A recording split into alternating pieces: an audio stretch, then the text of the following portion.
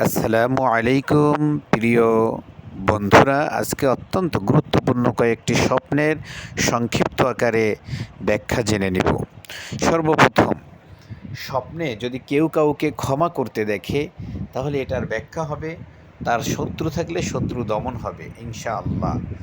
স্বপ্নে ক্ষীর দেখলে, অর্থাৎ আমরা যে ক্ষীর খাই, এই ক্ষীরটা দেখলে রোগ মুক্তি হতে আরোগ্য পাবে, অর্থাৎ রোগ থেকে সে মুক্তি পাবে।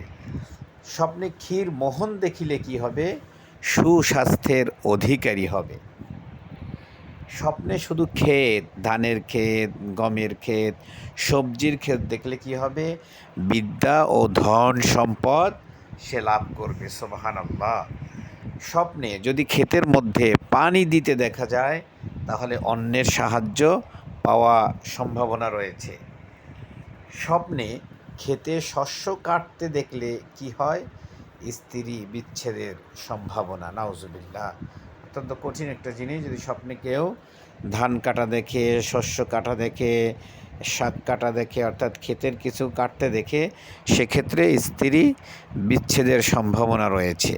আল্লাহ আমাদের সকলকে এই স্বপ্নগুলো, যার মধ্যে ভালো ফলাফল রয়েছে, কল্যাণ রয়েছে, সেইগুলো দান করুন, আর খারাপ স্বপ্ন থেকে দূরে রাখুন। সকলেই বলি আমিন।